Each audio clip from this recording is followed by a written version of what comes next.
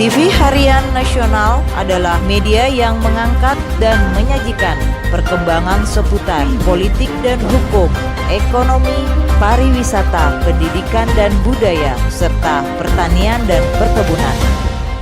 Assalamualaikum warahmatullahi wabarakatuh.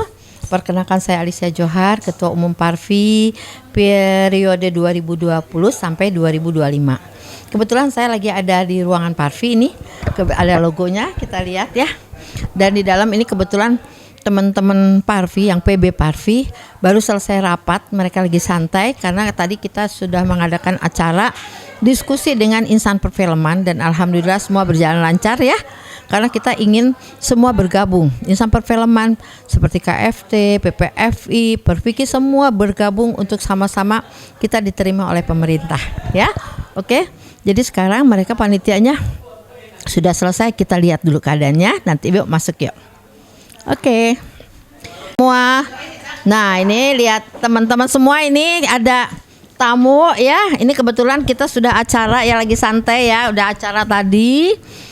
Kebetulan di sini juga ada Sekum tuh, ada Pak Gusti Randa, ada Bendum, Bu Evi.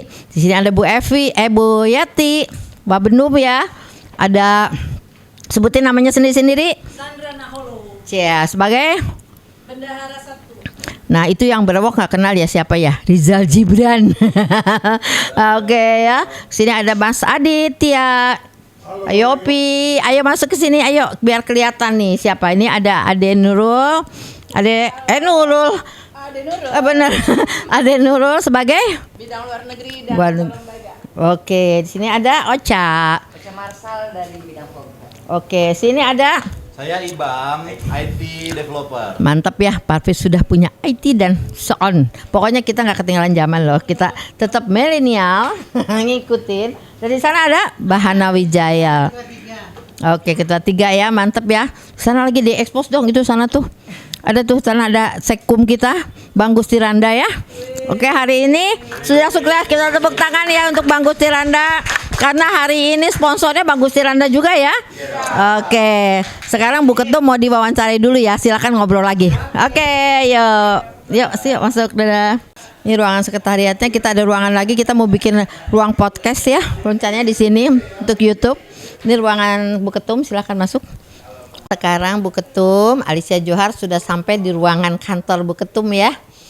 Alhamdulillah Bu Ketum dipercayakan untuk memimpin Parvi, singkatan dari Persatuan Artis Film Indonesia ya.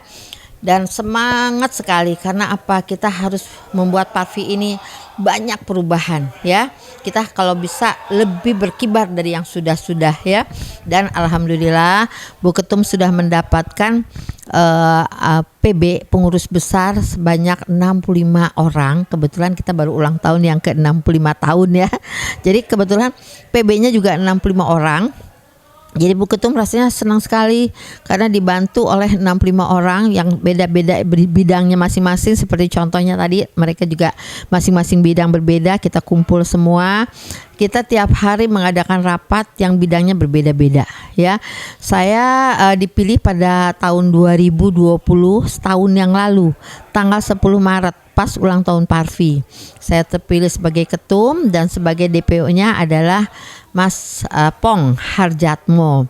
Beliau jadi ketua DPO dan saya ketua umum Parvi-nya. Dan saya mempercayakan sebagai sekumnya adalah Bang Gusti Randa dan bendumnya adalah Mbak Evi.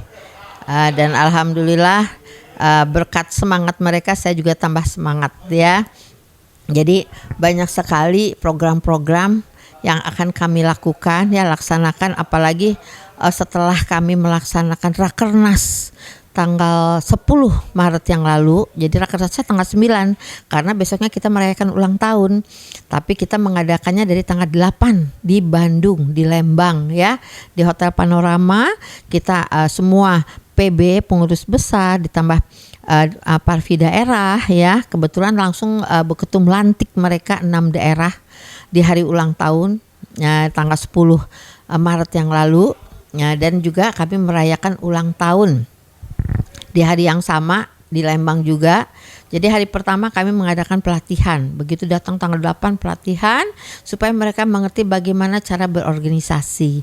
Nah, besoknya langsung kita rakernas dari pagi sampai malam, dan besoknya lagi kita merayakan ulang tahun Parvi dari pagi sampai ke menjelang sore.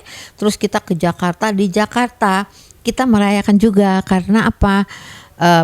Sekarang alhamdulillah sudah banyak yang menjadi anggota Parvi ya, yang senior juga sudah hair lagi. Jadi kita juga ingin merayakan ulang tahun Parvi bersama mereka. Jadi kita tetap merayakannya juga di Jakarta tanggal 10 Maret yang lalu. Alhamdulillah semua berjalan lancar, dan kami memberikan penghargaan kepada artis-artis senior yang masih peduli sama Parvi. Contohnya kita tahunya beliau peduli apa? Beliau itu sempat mengirim selamat ulang tahun kepada HUT Parvi yang ke-65. Di antaranya kita kasih penghargaan kepada Mbak Widiawati Sofan Sufian, Nurul Arifin, Yayang Senur, terus ke Mbak Kamelia Malik, Jesse Gusman, Aspar Paturusi, Boy Tirayo, Koni Suteja, dan Asmiar Yahya almarhum. Walaupun beliau sudah almarhum, tapi beliau bersedia waktu itu dijadikan Dewan Kehormatan. Jadi kami tetap memberikan penghargaan kepada beliau ya. Alhamdulillah ada perwakilannya menerima itu semua. Dan besok alhamdulillah saya juga diterima oleh Kak Widiawati karena beliau nggak bisa hadir di hari H-nya. Jadi saya besok akan mengantarkan ketemu beliau. Jadi saya bahagia sekali kalau bertemu dengan artis-artis senior, apalagi yang beliau juga masih peduli dan sayang sama organisasi kesayangan kita yang sudah berumur 64 tahun, bayangin. Jadi Parvi ini lahir dari tahun 56 ya. Jadi sekarang dibalik umurnya 65 tahun. Jadi alhamdulillah ceritanya sih udah dewasa ya. Mudah-mudahan kita dengan kepengurusan saya ini Parvi udah tambah dewasa, dan alhamdulillah semuanya kita dengan adanya kayak tadi diskusi dengan perfilman yang namanya produser, PPFI, KFT ya. KFT itu kan kru film ya. Jadi sutradara sampai semua itu kan kita harus bergabung bersama-sama supaya pemerintah memperhatikan. Jadi insan perfilman tuh perlunya seperti apa, jangan kita masing-masing sendiri-sendiri. Selama ini kan ya komunikasinya kurang bagus. Jadi dengan hari ini kami mulai Parvi mengundang mereka, dan alhamdulillah mereka banyak yang datang dan malah memberikan masukan ini mengenai PPFI juga kami bahas. Kami ingin lagi seperti dulu PPFI-nya meriah lagi, jadi kayak Hollywood lagi ya. Jadi di Indonesia kayak kemarin kan terakhir FFI kok gaungnya kurang ya, yang senior juga nggak kurang datang ya, nggak hadir gitu ya. Mudah-mudahan dia akan datang FFI ini gaungnya akan beda lagi dan kerjasama dengan Parvi ya. Mudah-mudahan Pak Ahmad Mahendra sebagai Dir Perfilman mau menerima kami dan bekerja sama dengan kami, dan kita juga PPFI bersama produser-produser film Indonesia juga, KFT juga, kita dilibatkan dalam festival film nanti tentunya dengan semua organisasi perfilman yang lain ya. Kita bersatu semua untuk menggaungkan bagaimana hebatnya perfilman Indonesia, dan saya sebetulnya ingin membuat satu film yang temanya banyak mengangkat kebudayaan, seni budaya Indonesia. Jadi kita ingin memberikan pengetahuan mengenai budaya Indonesia ini ke luar negeri. Jadi contohnya seperti kalau samurai, kok kita tahu sih itu dari Jepang melalui apa? Pasti melalui film kan? Nah, juga kalau seandainya kita nonton film Cina, Bruce Lee, kita tahu dari mana kok Bruce Lee ini ada film Cina? Dari film. Nah, oleh sebab itu kita harus fokus, kita harus membuat film yang cinta sama budaya kita mengekspos budaya kita yang luar biasa, kaya sekali Indonesia ini dengan seni dan budaya kita. Jadi kalau bisa kita buat yang seperti itu, jadi gebrakan tapi dengan sedihnya pasti ada cerita-ceritanya yang bikin orang terharu, atau ada lawaknya atau apa kita campurin ya, karena banyak penulis-penulis dan sutradara yang luar biasa yang hebat ya di Indonesia ini. Kita coba ya, mudah-mudahan semua berjalan lancar, dan alhamdulillah pada saat Rakernas yang lalu kita melahirkan banyak program. Di antaranya program-program itu adalah setelah selesai Rakernas yang lalu kita akan menghadap semua pejabat termasuk menteri-menteri termasuk presiden. Kita akan menghadap dan alhamdulillah surat kami sudah sampai di Seknek. Semoga kami segera dipanggil dan kami menghadap dan kami akan melaporkan hasil Rakernas kami. Dan mudah-mudahan beliau tahu bahwa Parvi yang sah adalah Parvi yang kantornya di Kuningan, karena kebetulan kami punya legalitas. Kami mendapatkan dari Menkumham langsung, ya, menterinya yang menyerahkan kepada ketum, dan di note-nya sampai beliau bilang, saya mohon Parvi bisa memajukan perfilman Indonesia. Itu buat ketum merupakan beban. Jadi sebetulnya Parvi ini urusannya artisnya doang, tidak ada yang perfilman yang lain, yang karena itu tugas yang lain. Produsernya tugas jadi produser, KFT tugas jadi kru, kita tugasnya untuk syuting film artisnya. Tapi karena beliau menyarankan, ayo selamatkan perfilman Indonesia, buat film ini Indonesia ini jadi booming. Jadi itu membuat saya jadi tambah semangat, ayo kita mengumpulkan semua insan perfilman, dan beliau alhamdulillah sudah memberikan legalitas kepada kami tanggal 18 September yang lalu. Jadi belum setahun kami sudah mendapatkan legalitas ini, ya. Jadi dari sejak Mbak Yeni Rahman, setelah itu ada beberapa ketua, tapi beliau tidak memperpanjang mendaftarkan legalitas ini ke Menkumham. Tapi begitu saya keangkat, saya langsung mendaftarkan ke Menkumham dan akhirnya mendapatkan legalitas ini.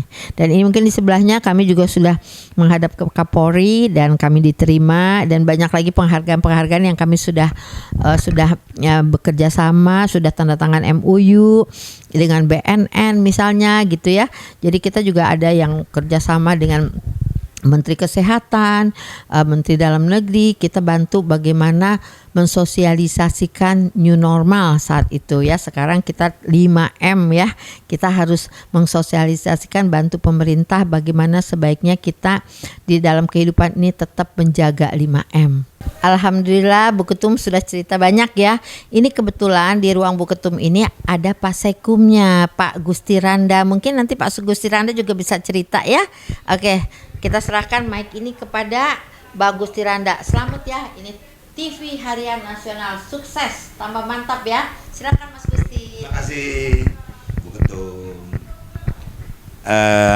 Ya, saya sebagai Sekretaris Umum Persatuan Artis Film Indonesia, kita dalam perjalanannya cukup berat juga, karena yang kita tahu Parvi sebelum kepemimpinan Ibu Alicia tentu banyak yang kita dengar yang kurang baiknya. Jadi Bu Alicia ini setelah menjadi ketua umum dan saya sekum, bagaimana membangkitkan kembali citra Parvi itu menjadi lebih baik, ya. Dan itu pasti berat. Meneruskan sesuatu yang dari bawah dengan ketertinggalannya itu pasti cukup berat. Maka kita punya kegiatan utama, yaitu pendidikan profesi keaktoran. Maka seluruh pengurus maupun anggota Parvi sekarang dididik untuk mengikuti kelas yang namanya keaktoran. Meskipun dia pernah main film tapi belum pernah punya basic pendidikan keaktoran, kita lakukan pendidikan keaktoran. Itu yang pertama. Yang kedua, tentu Parvi selaku organisasi profesi, salah satu tugasnya adalah melakukan perlindungan terhadap anggota. Makanya sekarang Parvi sudah mempunyai lembaga bantuan hukum. Lembaga bantuan hukum karena kita tahu bahwa banyak anggota atau artis film misalnya terkendala dengan masalah kontrak ketika dia ingin syuting, atau dalam perjalanan karirnya tiba-tiba, ya mohon maaf, seringkali kita dengar banyak teman-teman yang tertangkap karena narkoba misalnya. Nah, ini harus punya perlindungan atau pendampingan dari lawyer-lawyer sekarang yang ada di LBH Parvi. Lalu berikutnya apa? Berikutnya kita telah melakukan kerjasama dengan Badan Narkotika Nasional. Tentu dengan kerjasama kita akan melakukan kampanye stop narkoba atau berperang melawan drugs itu. Bagaimanapun juga kehidupan keartisan itu sangat rentan dengan dunia-dunia seperti itu. Lalu apalagi, tentu selaku organisasi profesi, kita juga sudah menjalin kerjasama dengan beberapa, misalnya kita sedang menjajaki kerjasama dengan BPJS. Karena bagaimanapun juga banyak kita dengar artis di kala mudanya cukup dengan penghasilannya, tapi di hari tuanya ya agak sulit. Makanya kita juga akan bekerja sama dengan BPJS. Lalu kita telah mendapatkan juga beberapa bocoran. Pengertian bocoran begini. Bagaimana sih di luar negeri organisasi artis ini? Misalnya kita mencontoh di Amerika. Di Amerika tuh ada namanya Screen Actor Guild. Screen Actor Guild itu dia bekerja sama dengan rumah sakit misalnya. Jadi organisasi itu kerjasama dengan rumah sakit, sehingga bila mana ada anggota kita ya mungkin karena udah berumur kena stroke, nah kita akan kerjasama dengan rumah sakit jantung kah, rumah sakit PON, pusat otak nasional gitu. Banyak yang telah kita jajaki sekarang karena baru satu tahun umur kepemimpinan Ibu Alicia Johar selaku ketum. Mungkin di tahun kedua inilah baru kita isi dengan kegiatan-kegiatan. Setahun kemarin kita memang cukup capek merancang karena ya bagaimana tidak, hampir satu dasawarsa 10 tahun Parvi itu tidak melakukan apa-apa. Jadi begitu sekarang Ibu Alicia Johar, saya sekumnya, di tahun pertama kita merancang semua yang akan kita lakukan. Nah tahun kedua inilah baru kita lakukan apa yang kita rancang tahun lalu. Termasuk juga bahwa Parvi itu kan memang tersebar di berbagai macam daerah. Nah ini juga pembinaan penertiban daerah-daerah. Karena kalau kita mengacu kepada dokumen-dokumen Parvi zaman dulu itu hampir seluruh provinsi itu ada Parvi. Nah sekarang kita revitalisasi, kita tanyakan kembali apakah betul organisasi-organisasi Parvi daerah itu memang bekerja sesuai dengan tujuan organisasi tersebut. Nah ini juga tidak mudah. Alhamdulillah sudah ada 6 provinsi sekarang Parvi, yaitu di Jawa Barat, Jawa Tengah, Bangka Belitung, Sumatera Barat, Kalimantan Barat. Nah berikutnya sudah masuk di kita ada beberapa daerah, hampir 8 atau 9 daerah yang akan kita sahkan. Dan ini semua kembali kepada pengurus-pengurus Parvi di daerah. Kalau mereka baik kerjanya, tentu dengan sendirinya organisasi ini menjadi penting dan menjadi baik, menjadi counterpart dari pemerintah daerah maupun pemerintah pusat. Karena bagaimanapun juga dunia perfilman itu harus dibangun dengan stakeholder bersama-sama. Tidak bisa hanya Parvi sendiri, tidak bisa juga hanya organisasi karyawan film dan televisi sendiri. Jadi memang kita bersama-sama. Sebagai contoh hari ini misalnya Parvi sebagai leader, sebagai memimpin, kita membuat acara Dilan namanya, diskusi triwulan. Kita undang seluruh organisasi perfilman yang ada di gedung perfilman ini maupun yang di luar untuk membicarakan tentang nasib perfilman Indonesia. Kenapa? Karena kebetulan di bulan Maret ini, tanggal 30 Maret adalah Hari Film Nasional. Dan bertepatan juga 100 tahun Haji Usmar Ismail kalau hidup ya. Lalu bertepatan pula dengan apa? Ulang tahun Parvi yang keberapa? 65, bayangkan. Organisasi ini sangat tua, sudah berumur 65. Lalu apalagi kemarin kita tanggal 8, 9, 10 telah melakukan rakernas. Jadi kita tindak lanjut dengan acara yang barusan kita buat di bawah itu, di aula Yayasan Pusat Perfilman. Itulah beberapa agenda yang udah kita jalani dan yang akan kita jalani. Saya kira seperti itu. Ya, kemarin itu tepatnya di tanggal 25 Maret memang ada rapat koordinasi untuk perencanaan dan penandatanganan kontrak. Jenderal-jenderal seluruh Indonesia dikumpulkan oleh BNN, dan di situ kapasitas saya hadir sebagai delegasi dari BNN juga. Pastinya untuk di tahun ini saya dipilih untuk bicara tentang program War on Drugs. Apakah itu War on Drugs? Adalah kita memerangi narkoba. Kalau dulu kan kata-katanya say no to drugs ya. Tapi kalau untuk di tahun 2021 ini dari BNN menggunakan kata-kata war on drugs atau perangi narkoba. Jadi banyak sekali program-program yang akan diusung gitu ya di tahun ini. Satunya untuk program pencegahan narkoba, terus seperti mengedukasi, kita akan keliling seluruh Indonesia ya kan, bicara tentang narkoba. Terus banyak hal yang mungkin selama ini pihak-pihak atau masyarakat berpikir bahwa yang namanya kena narkoba itu mereka tuh sangat takut gitu untuk melaporkan diri ke BNN. Kalau sekarang ini justru BNN sudah sangat menurut saya di tempat yang sangat tepat, bahwasannya BNN ini adalah sekarang sebagai sahabat masyarakat. Hal inilah yang harus banyak disampaikan kepada masyarakat melalui sosialisasi, dan saya juga memang saat ini juga lagi membranding untuk di media sosial bahwasannya ketika seseorang itu memakai narkoba itu tidak perlu takut untuk langsung saja datang konsultasi ke BNN karena tidak akan ditangkap, tapi justru BNN akan melindungi gitu. Itulah janji BNN untuk saat ini untuk merubah mindset masyarakat bahwasannya kalau dulu sangat takut ya begitu mendengar nama BNN mereka langsung ngumpat atau udah deh kalau perlu kabur gitu. Tapi untuk saat inilah tugas saya untuk mensosialisasikan dan mengedukasi agar mindset masyarakat itu berubah gitu kan. Jadi mereka lebih merasa oh iya ya kenapa gue harus takut. Sekarang udah ada BNN yang menjadi sahabat dan mereka akan bisa konsultasi, bahkan BNN juga akan memberikan fasilitas untuk rehabilitasi gitu. Seperti sekarang ini saya lagi rapat di Parvi, kebenaran saya juga humas di Parvi. Kalau untuk di Parvi sendiri memang kita akan melakukan dalam waktu dekat ini vaksin gratis. Kita dapat kuota juga dari pemerintah.